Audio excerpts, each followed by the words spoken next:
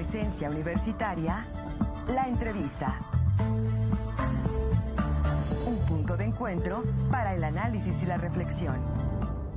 Son las 8 de la mañana ya con 15 minutos. Vamos a conversar con nuestra invitada, a quien le agradecemos su tiempo, su apertura siempre para este medio. Ella es la doctora Carla Mariscal, jefa de posgrado de la Facultad de Derecho de nuestra universidad, la Universidad Autónoma de Querétaro, a quien agradecemos mucho su tiempo. Doctora, ¿cómo se encuentra? Muy buenos días. Es un gusto saludarla en esta mañana de martes aquí en Presencia Universitaria. Muy buenos días, también es un gusto para mí estar con todos ustedes. Muchas gracias. Y bueno, me parece oportuno generar reflexión, doctora. Ayer, un aniversario más de la promulgación de la Constitución del 17, el presidente de la República, hace una referencia en particular a la Constitución Liberal del 57 y en este contexto de conmemoración de la celebración de la del 17, presenta un paquete, llama él, de reformas estructurales, pero me parece que hay un par de reflexiones justamente a partir del día de ayer, doctora. Así es, Marco. Yo creo que desde que él anunció este paquete de reformas, que son alrededor de 20 reformas, había una expectación importante. Algunas de ellas se esperaban, por algunas también otras declaraciones que se habían dado con antelación desde el año pasado. Pero me parece que sí superó un poco las expectativas, primero por la cuantía de las reformas, o sea, por el número de todo lo que se está proponiendo y también, bueno, por lo que está tocando a profundidad, ¿no? Porque finalmente, pues estamos hablando de aspectos coyunturales del funcionamiento del Estado mexicano. Ahora, doctora, justamente le quería preguntar sobre la Constitución del 57. ¿Qué diferencia podríamos decir hay entre la del 57 y la de 1917 como para que lo tome como un símbolo el presidente, doctora?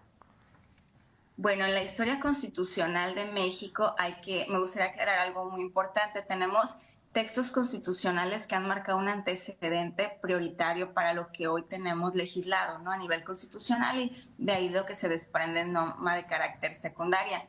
Y tenemos propiamente constituciones en México como la del 24, la del 36, las bases orgánicas del 43, luego viene la Constitución del 57, que marca, ¿no?, la apertura de una nueva etapa como el México-Nación, con varios postulados que no tenían la Constitución del 24 y tampoco se habían retomado ni en la del 36, que tenía un corte muy particular, ni tampoco en las bases orgánicas del 43. Sin embargo, la Constitución de 1917 es una constitución modelo para el mundo, porque es la primera constitución en el mundo que refleja de manera expresa protección a lo que llamamos los derechos sociales, ¿no? Ahí hay un protagonismo importante de lo que trabaja en el artículo 27, el artículo 3 en materia de educación también, y el artículo 123, que no lo tenía la Constitución del 57. Sin embargo, bueno, sí tenía un corte importante de carácter liberal, ¿no? Me parece que quizás retomar la Constitución del 57 es tratar más que nada de resaltar o remarcar, ¿no?, esa herencia constitucional que hemos tenido y que probablemente a partir de la Constitución del 17 y sus reformas, bueno, para algunos se ha diluido un poquito ese espíritu, ¿no? Ahora, doctora, dentro de los 20 puntos o las 20 reformas estructurales anunciadas el día de ayer, hay algunas que destacan. Una de ellas es la de que ahora los magistrados del Poder Judicial de la Federación deberán de ser elegidos por voto directo.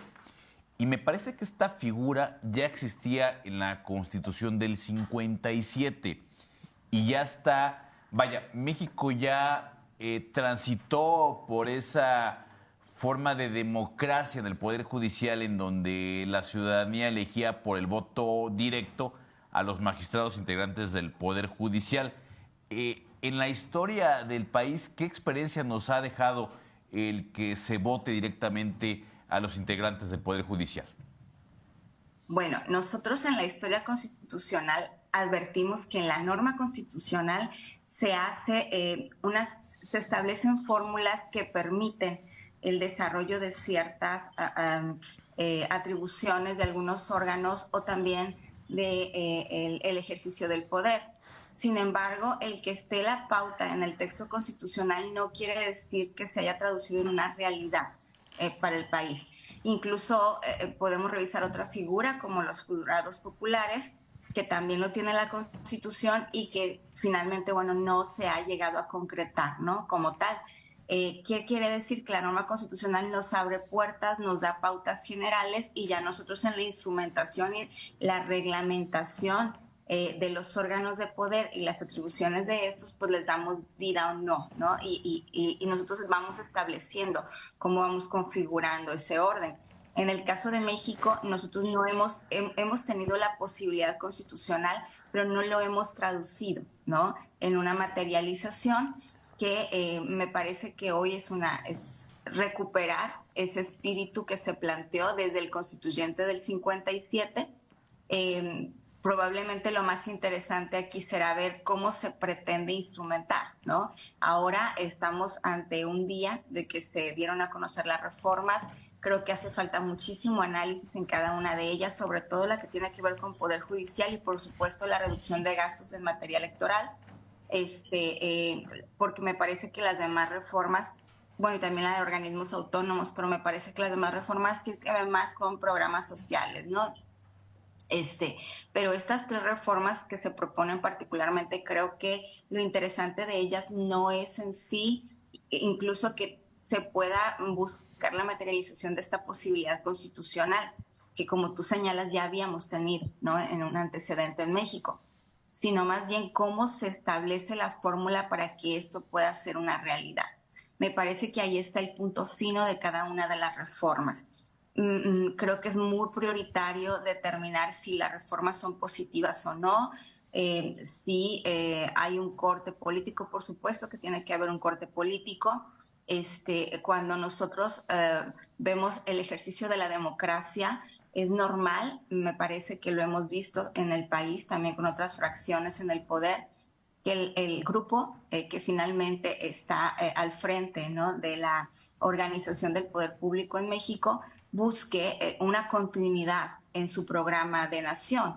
Y bueno, finalmente será el respaldo de la ciudadanía a través del voto popular el que pueda hacer posible que muchas cosas se materialicen o no, ¿no? Entonces creo que es muy prioritario determinar cómo o cómo se pretenden instrumentar estas reformas, pero creo que ahí es donde debe de haber el análisis y a lo mejor el ajuste en las cámaras, ¿no?, para el momento en que puedan ver la luz ya como una realidad.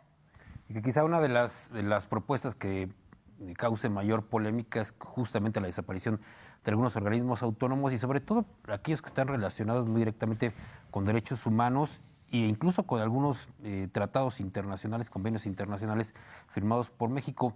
¿Es posible desaparecer algunos organismos, como por ejemplo el que tiene que ver con la transparencia, con derechos humanos, o incluso algún organismo como el INE, por ejemplo, como un organismo tan importante para el tema de la democracia? Doctora, ¿es posible que México pueda dar este paso a pesar de los convenios y los tratados que ya ha firmado? Bueno, todo es posible, ¿no? Porque cuando nosotros hablamos de un compromiso de carácter internacional que se ha institucionalizado a través, ¿no?, de la firma de un instrumento que finalmente está protegido por también la Constitución, me parece que hay una soberanía que finalmente se respeta hacia los estados parte. ¿Qué quiere decir esto? ¿Cómo se traduce? Bueno, que finalmente el Estado tiene un compromiso de carácter internacional, pero al interior el Estado es quien determina cómo asume el compromiso, ¿no? Qué órganos crea, a quién dota de atribuciones, cómo ejecuta procedimientos, cómo supervisa, cómo rinde cuentas, ¿no? Entonces, ese es como un poco el arbitrio nacional que queda a salvo, ¿no?, en los instrumentos internacionales. Ahora, lo interesante es si estamos planteando la desaparición de órganos autónomos que se encargan de tal tarea, en consecuencia, ¿cuál es la fórmula que se está proponiendo para poder finalmente dar cumplimiento a ese compromiso de carácter internacional y pues para poder obtener los resultados que se pretenden. Porque me parece que aquí el trasfondo no es que no se respetan los derechos humanos, que no se combata la corrupción, que no haya transparencia en el ejercicio público, sino más bien el problema son las fórmulas, ¿no? Cómo las hemos dado. Y bueno, uno de los argumentos que sostienen estas reformas es que justo lo que tenemos no nos ha funcionado, no nos han dado los resultados que deseamos. Bueno, hay que ver entonces en esta nueva fórmula cómo estamos planteando el ejercicio y cómo se está garantizando, ¿no? Finalmente, la transparencia también en quién va a encargarse de estas funciones dentro del ejercicio del poder público. Doctora, es un paquete, a reserva de conocer a detalle, de 20 reformas estructurales, en donde, colocando sobre la mesa de la reflexión, ya hay precedentes importantes en la Corte, en donde cuando las cámaras legislan con una celeridad inusual, la Corte ya ha señalado que se violenta el debido proceso legislativo.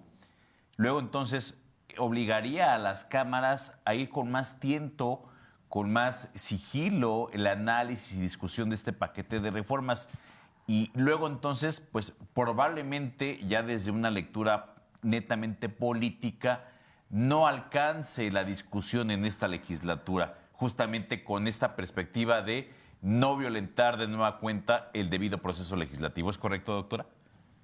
Así es, tienes un poco la clave de lo que se está planteando en el debate nacional hoy día, ¿no? Si las reformas alcanzan a salir o no alcanzan a salir. Me parece que el carácter que tiene lo que se está planteando obliga a un análisis muy profundo, porque sí habla de una gran transformación. Creo, como te digo, en términos políticos, que es muy congruente con el proyecto que se ha venido exponiendo por parte del Ejecutivo Federal, el proyecto que se comparte también por muchos legisladores, porque, bueno, son simpatizantes o son miembros, ¿no?, también de la misma fracción política. Sin embargo, una reforma de carácter constitucional, por más celeridad que se le pretenda dar, no es tan compacta y ni tan sencilla, porque es una reforma especial, porque atiende a transformar, ¿no?, el orden constitucional, implica un proceso especial. Tiene que pasar por ambas cámaras, en el Congreso de la Unión, pero también por las legislaturas estatales. Creo que es importante escuchar las voces también desde los expertos de cada una de las áreas. Creo yo que el ejercicio más responsable sería darle oportunidad a madurar todo lo que se está presentando, en un ejercicio de esa madurez política, poder decidir lo que es mejor para México y los mexicanos, ¿no? Poder matizar lo que se está presentando cuando exista la urgencia de esos matices y no tomarlo como un escenario netamente político en donde se busca beneficiar a ciertos colores dentro de la escena nacional. Me parece que este sería el ejercicio más irresponsable que podríamos hacer. No está tan fácil sacar una reforma de esta magnitud en términos muy prontos. Inclusive, si nosotros viéramos el análisis numérico de la composición de las cámaras, me parece que también dentro del Senado quizás hay más simpatizantes de las reformas, pero también hay alrededor de 13 votos, 15 votos que tendrían que marcar la decisión. Y en el caso de la Cámara de Diputados es un poco más la distancia. Estamos hablando de más de 50 votos, ¿no? Que tendrían que generar convencimiento, ¿no? Y que no se tienen hoy día, quizás por una mayoría. Creo que eso es parte de la democracia, ¿no? Es el ejercicio real de la democracia, y en esa democracia, pues todos los actores políticos tienen un rol importante. Y creo que aquí, como actor político, no debemos perder de vista que la ciudadanía tiene que ejercer su papel y su rol de manera responsable, exigiendo primero a sus representantes que actúen con responsabilidad frente a una reforma de este carácter. Pues, doctora, muchas gracias por su tiempo. Se nos ha terminado en esta ocasión, pero esperamos invitarla tal vez para una mesa de análisis y reflexión con otras voces académicas, justamente para generar un punto de vista que la ciudadanía pueda generarse. por sí sola. Muchísimas gracias a todo el auditorio y al foro de TV WAC. Para mí es un honor y bueno, formar parte primero de la familia WAC y también colaborar en este análisis y discusión que es de interés de todos. Muchas gracias. Muchas gracias a la doctora Carla Mariscal, jefa de posgrado de la Facultad de Derecho de la Universidad Autónoma de Querétaro. Está en tanto, doctora, que tenga buen día. Buen día.